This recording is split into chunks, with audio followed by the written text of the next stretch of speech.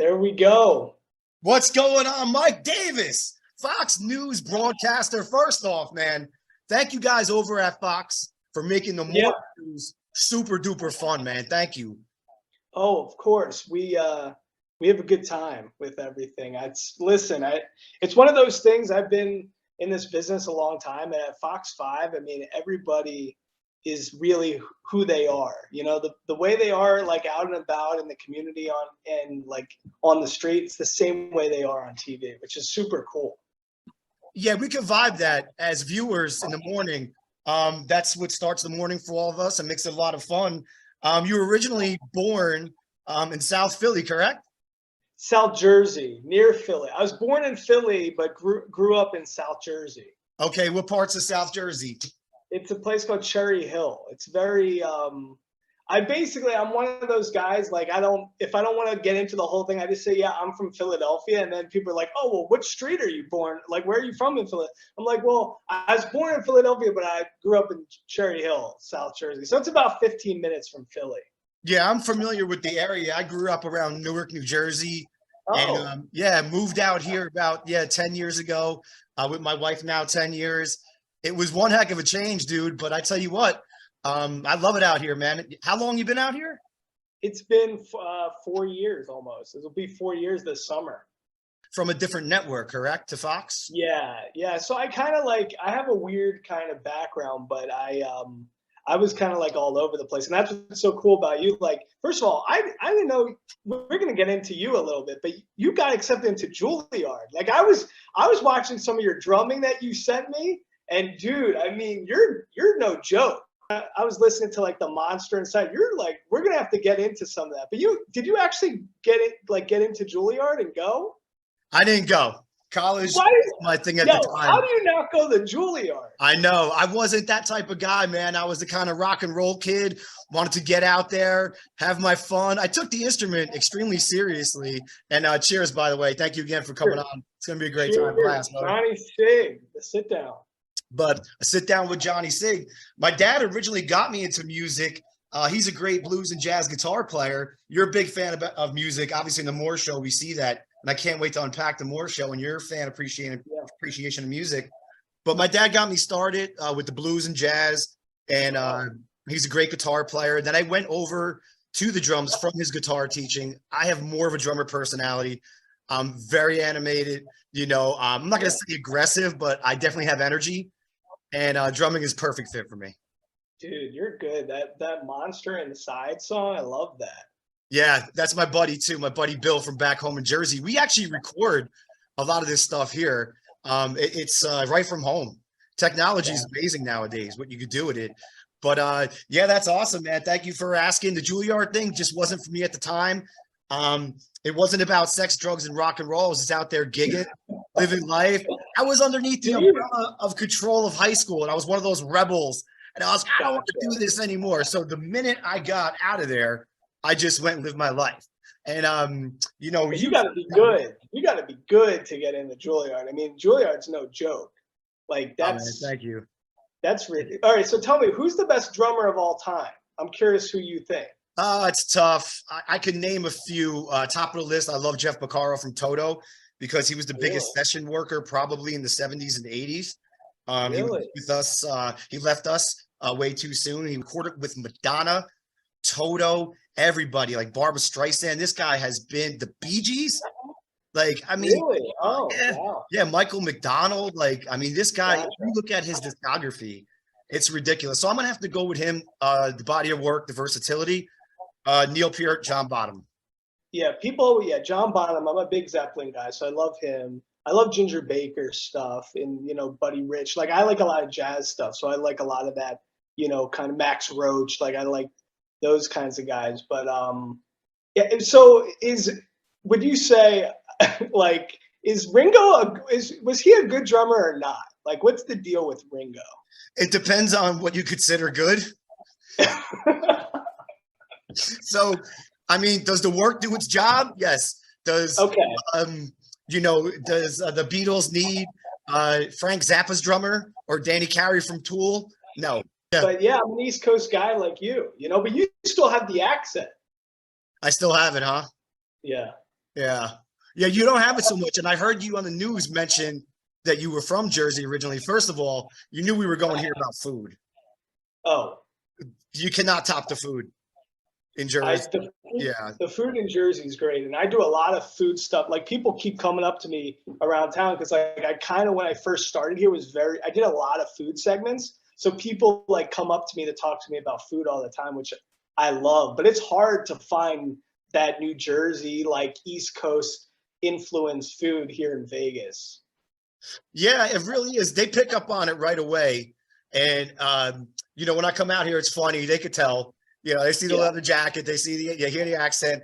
And that's what I love about the area we're from originally is it's a melting pot, the culture. The biggest adjustment was the food and the driving out here. Your move to Vegas, what made all this happen? Because I want to talk about where you're at now in a moment, but what was the start of all this? Yeah, so the start, it's kind of weird. Like I actually remember the moment in my childhood when I like stopped wanting to be like Allen Iverson and like wanted to become like a talk show host. Like my whole life I was just like, yeah, I'm just gonna be like I'm this white Jewish boy from Cherry Hill, New Jersey, and I just like think I'm gonna be Allen Iverson, like legit. Like I'm just like walking around town, like, yeah, I'll play in the NBA, blah blah blah. And I was just delusional. And then like one day in fourth grade, I had a presentation on the silverback gorilla, and I just started like riffing. It was my first time doing a presentation to my class, and yeah, I just kind of like loved performing, and that kind of like informed a lot of like I love David Letterman, and I liked a lot of that kind of stuff. So I always kind of wanted to get into comedy and talk show stuff, but when you don't have connections, like you don't it's I don't know, it's just not obvious. You don't know how you're gonna actually get to that point, right? Like you Yeah. said, your dad was a drummer, so like that kind of helps you a little bit because you're super talented, but it's like just seeing is believing, and knowing that your dad like had that possessed that ability and that you could pursue it, it gives you an innate confidence that you really need. And like, my dad's a doctor. It's like I can't just go operate on people because I feel like I can, like so it's one of those things where you just have to test and do stuff. So by the time I was like in high school, I drummed up the courage to really try stand up. And that's kind of how a lot of things started for me. So I got pretty good, and from there, I just kind of started doing stand up. I studied journalism. I went to work for Howard Stern in New York. I went to work for the NFL Network. And then when I Oh, went shit. back to grad school, I kind of really honed the craft of, you know, being, an on air broadcaster. But I always did I was always a journalist guy in high school. I wrote for the school newspaper. So I kind of just blended personality and performance with journalism, and it developed into like being an on-air person. And then I know like you've had Feinberg on the show, Yeah. and I was like a Feinberg in Texas before I moved to Vegas. Yeah, I kind of caught that vibe. And I was happy when I saw that they had brought you in as part of the Moore show. And I also had Dave Hall on, and that Yeah, was he is something else. He was funny, bro. Like everyone's been great from the Fox network. Like you guys said, like you're all down to earth, real deal people. I yeah, feel like I've known you guys a while and stuff, just because you guys are in my living room all the time, every morning while we're all getting ready for work. yeah. But it's a great thing. Like again, that you were able now once you made that move to the Moore show, because I could tell right off the bat. I was telling my wife, I'm like, I'm glad they bumped this guy up and put him a part of this mix, because I could tell your passion for. Now, stop me if I'm wrong. I knew there was something with theater watching you. I don't know if you ever did theater acting, but I could definitely tell that there was some kind of performance of I some. did it's weird. I should have, because a lot of the mentors that I had, like they really say broadcasting, it's really, to have that experience is big. But I just was kind of from the doing stand up helped. And I used to in college get asked to do like commercials and acting all the time. I really just wanted to be a writer for a period of my time in college. And I thought I was going to go into screenwriting, and I started because I was still doing stand up, getting like these gigs. Like I was in an international BlackBerry commercial that's on the internet. It's like hilarious.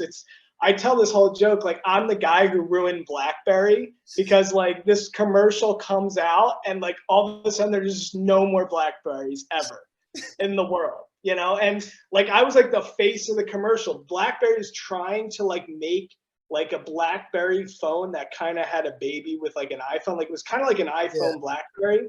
And this commercial came out internationally, like in Brazil, Argentina, and you can just go online and like Bloomberg.com. There's like, yeah, like this phone just destroys, like, ruin the entire market for the BlackBerry. And it's like my face is on there, and I'm the head of the campaign. It was pretty funny. You So know, I was doing a lot of performance stuff, and I think I'm passionate and genuine about like the stories that I do. So I hope that it really connects with the audience, you know. absolutely. That's the key word, connection with the audience as a drummer.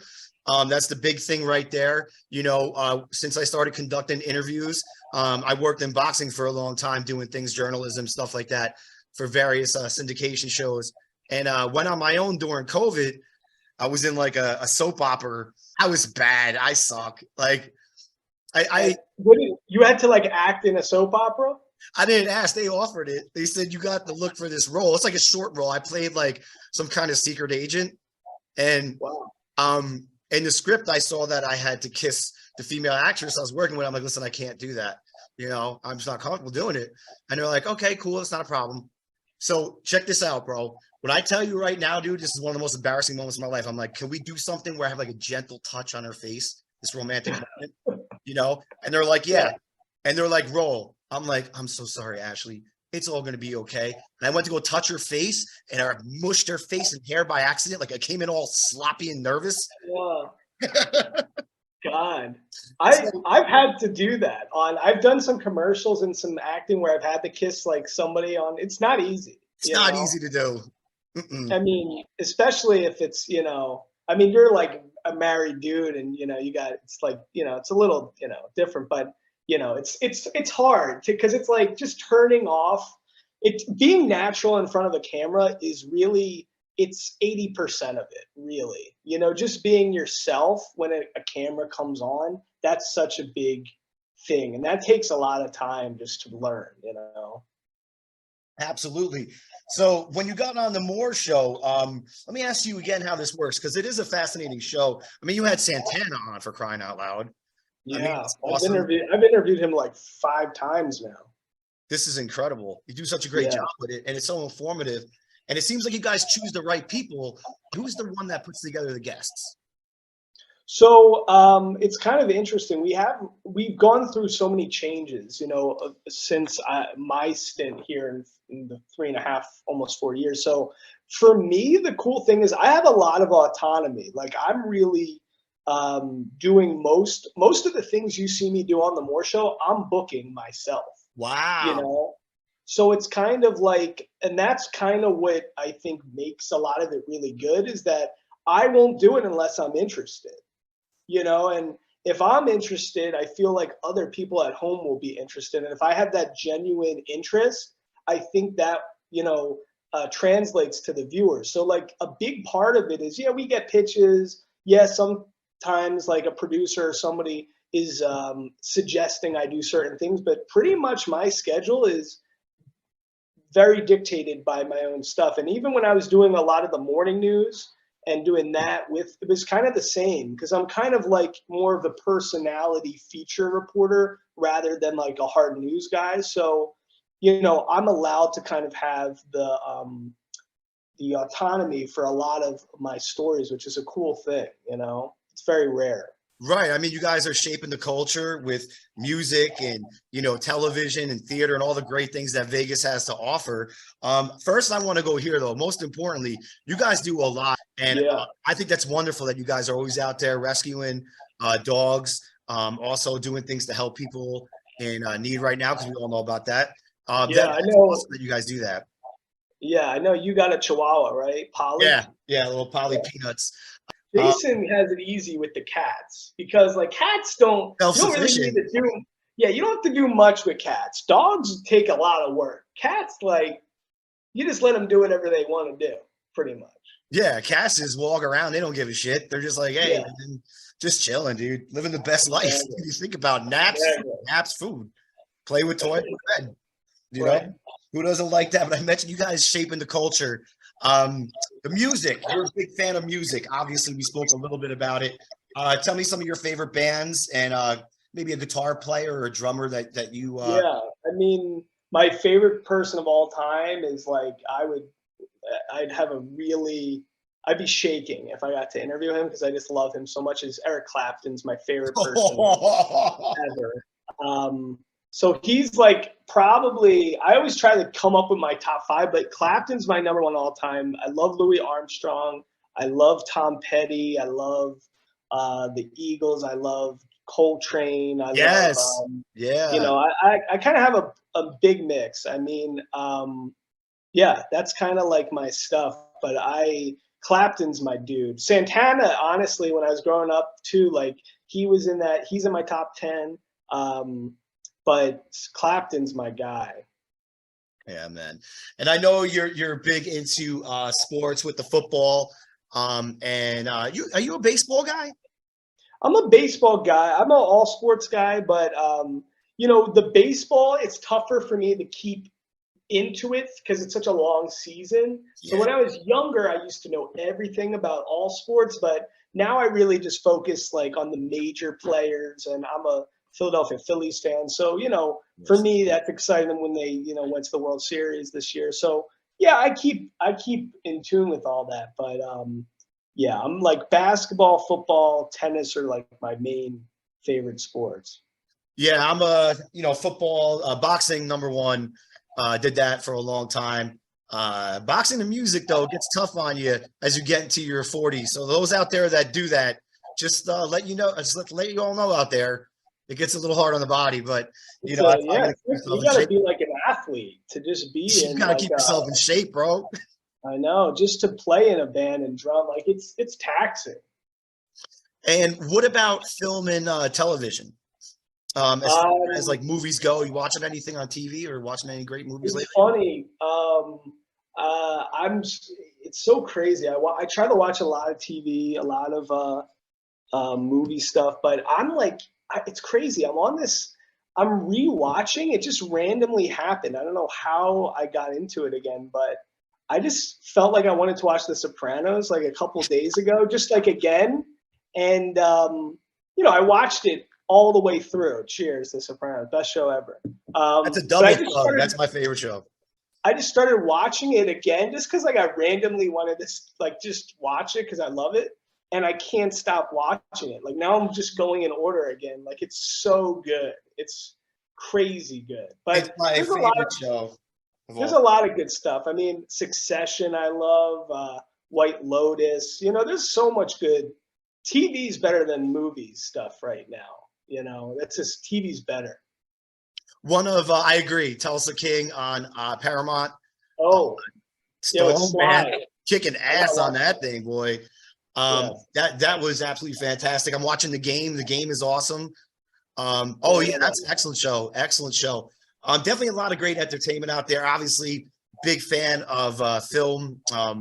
Goodfellas, my favorite movie of all time. You mentioned The Sopranos. I think it's the best show ever made. It's got so much depth to it. It's beyond a mafia drama.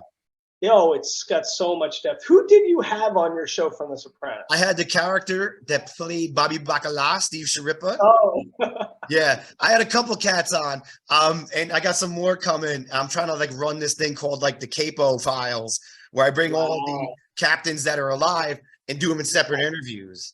You know, Yeah, so I just had John Fury on, who also was a captain that died on the toilet, and then Ralphie took over. So spoilers for those. Come on, if you don't know what right, right. Sopranos is, Yeah, it's after not a all the time, spoiler anymore. Yeah, it's too long now. Been yeah, too right. long. I But mean, with the ending, yeah, but I it is remember. such good.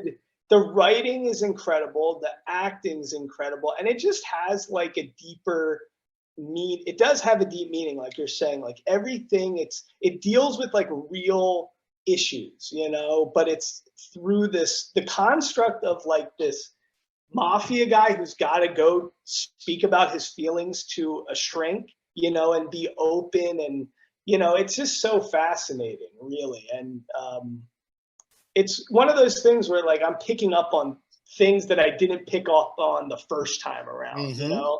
And because I probably watched the full thing through when I was like in college, you know? So, or like just out of college. So now, like being 31 and watching it, it's like a totally different experience, you know? Yeah, absolutely. I went during COVID, I went back and rewatched for like, I don't know, the fifth time. And I'm like, man, these guys are so interesting. The writing is so interesting. The scenes when he's, at the psychiatrist, like it's just amazing.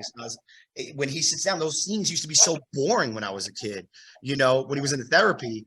And then, now I watch them, I'm like, wow, you can really relate to it. You grow up, you get older, you're used to the Goodfellas and the Scarfaces. You want to see people, you want to see action. But where Sopranos does have that, it has a great theme to it. My favorite episode is the Pine Barrens when they're stuck in the woods. Yeah, that's a great one. Christopher, looking for that Yeah. rush. Do you have a favorite? It's, I just watched last night, I watched like a few.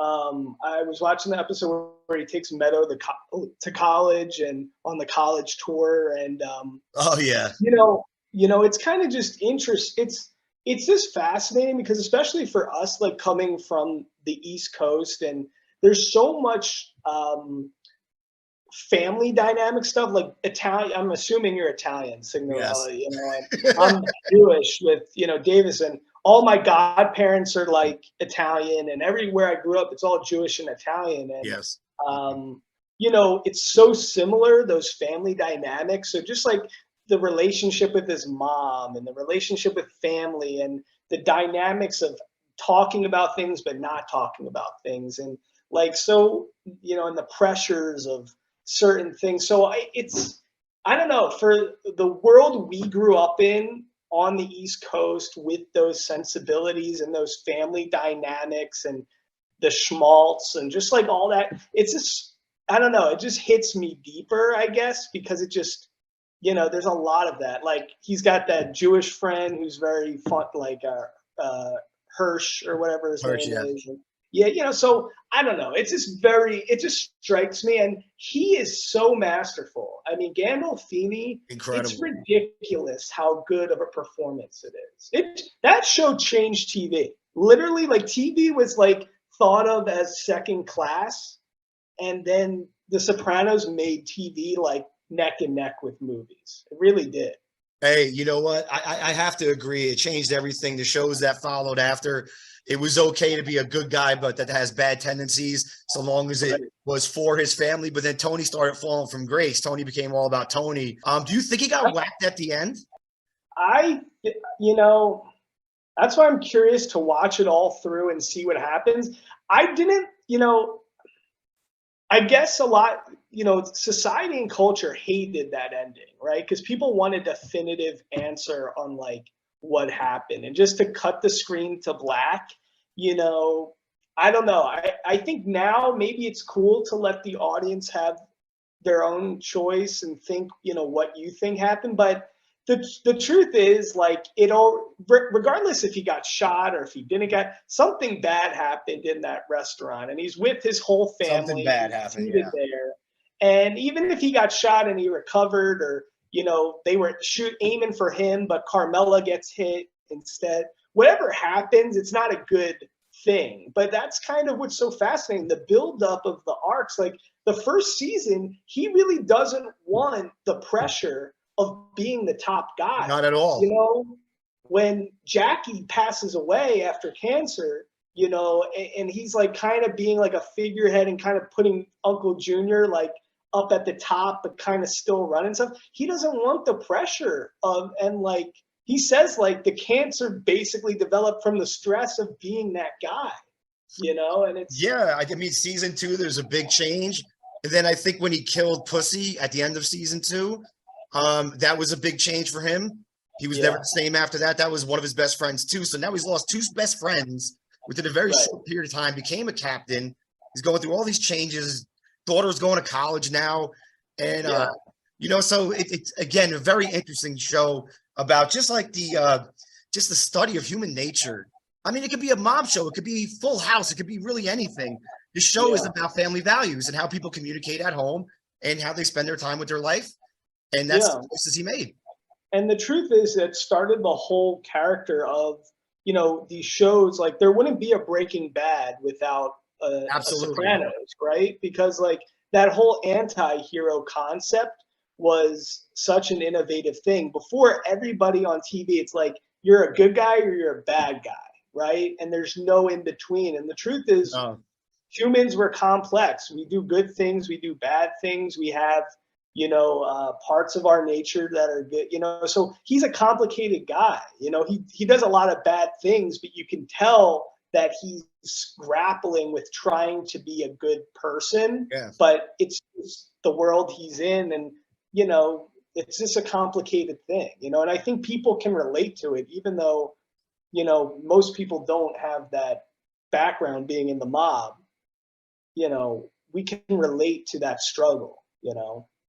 In that episode that you're watching, he didn't want to kill that dude. College, the episode when he's taking Meadow to school, you could tell, but he can't leave the guy alive. He's a rat in witness protection. And God forbid the family, the Soprano family, ever finds out that Tony saw that guy and didn't whack him. Forget about it. Now Tony's whacked. Yeah. You know? Yeah. And he's being honest. It's also a big episode because a couple things are interesting. Meadow basically confronts him for the first time and is like, I basically know what you do. And Yeah. he's having that honest conversation with him, which is fascinating, and another thing I was picking up on, which is so interesting, is like he's got Carmela, he's got all the Gumas, that he's with, but he's so into, Dr. Melfi, and he's like so attracted to her while he's got all this other stuff going on. And it's so fascinating, like being with, I don't know, like his attraction to her, and because of the way she is emotionally with him is so interesting to me, and how she lets him be himself and open up, and having that like honest line of communication is such a, because I think like in Italian and Jewish families, it's fast. Like, I guess me being in the dating world and like struggling in Vegas, like dating, like that hit me too, because it's like, who's good for us as a partner, right? Is it good for us to be with somebody who's typical and we would lean to be with, and, it would just make sense? Or is it better for us to be with somebody who's maybe different from us, but lets us be our true self in different ways? So I don't know. It's an interesting thing, and that's a whole other. I mean, it's very interesting, and a counterpart in life is very important. I'm so thankful for my wife every single day. Just amazing, amazing woman, and that's what it's about. And again, going back to the Soprano thing with the doctor, I think Tony just had issues. Like, he wanted to be nurtured a lot. He wanted someone to hear him cry. He always had to be a tough guy, so he was able to break down in front of Melfi and not walk around this whole time with this facade that he's a badass. I mean, if you look at Tony's life, really, he likes strippers. He likes to drink, cigars, ice cream. He's pretty simple. Right. He's just in the mafia. Yeah. But it's like that. He doesn't even really like the stripper, though. It's kind of like, it's just like it's all just distractions because he can do it. It's because he can. Exactly. So when somebody actually like really gives him the true attention and the true love, like he wants that. He's trying with the stripper to ask her about her career and like get a true, genuine conversation with her. She doesn't want to do it, and he's having trouble, like, being attracted to her because of that. So it's just fascinating to somebody who's working on, and just from a performance, like to act all those emotions. Dude, you tried acting in, this soap opera. You couldn't even kiss a girl, right? I mean, and for him to like work through these progressions of emotions, it's like one of the best performances ever. I think so, yeah. Very strong. He was born to play that role. Yeah. Actually, a lot of them too. Like, you look at Paulie Walnuts, he didn't even act. I mean, I think he did some commercials or something, but not like that. Commercials isn't acting, but he never anything like that. And he was excellent, all of them. There's not really one bad character. I think like it was David Chase's daughter. I think they could have done some. I don't even know. Oh, who's she? David Chase's daughter. Like friend. She wasn't around too long. Oh, and I hate to have to say, speak out of school, but I did admit that I'm a terrible actor, so I get it. But she did what she had to do in the show. But other than that, I mean, but then at the end of the day, you're around all these heavy hitters. I guess the thing is, I don't think the acting is that great beyond him and Edie Falco, Okay. actually. Yeah, Edie's like, great. I don't think any of the other I actually think Uncle Junior's pretty good. He's good.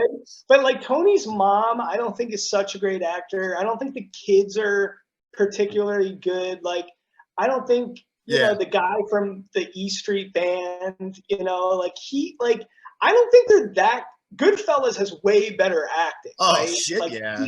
For a cast. But Tony and Edie are Falco. I mean, Carmela and Tony are good. You know, they're like on full. You said it brilliantly right there, my man. All right, so before I let you go, I mean, honestly, I could talk to you for hours, but I know you got shit to do and stuff like that, and look forward to watching news as always in the morning before I head out and teach and all that kind of stuff. Food. What is one of your favorite restaurants for Italian out here? So, biggest Italian stuff. I mean, the first thing that comes to mind, I love pizza so much. And growing up, probably in Newark, you probably did the same thing. I used to get this thing called a grandma's pie, which a lot of people don't know what it is, but it's kind of like, think Sicilian pizza is like a little bit of a rise. Grandma's pie is more focaccia and like a pan pizza. There's a place called Those Guys Pies where the guy Roy who works there and kind of like came up with the whole menu is from Cherry Hill, and we actually did a segment on More, and that's how I met him. And the pizza is amazing, like really back home East Coast good. We'll be trying that because we're looking for that. We like the Pizza Rock. What about Japanese food? Japanese. You know what? Jing is really good in downtown Summerlin. It's a good vibe too. Like there's kind of like a party scene, but the food actually there too is no joke. Like people go there a lot of times just for the vibe, but the food is good. I like Osha Steakhouse. That's good. They got a couple of them in the valley out here. What about Spanish food, like Mexican food? Mexican, there's so many good places. I love El Luchador is bomb. I'm good friends with a lot of the people there. They got this fish taco thing that is ridiculous. It's like it's kind of like, I think they either ripped off Taco Bell or Taco Bell ripped off them, but it's got like it's a fish taco that's got a hard shell and a soft shell on it. And I don't know, that might be a chalupa. I don't know what a chalupa is. I know what you're talking about. Yeah, why does Taco Bell change their menu all the time, too? I know.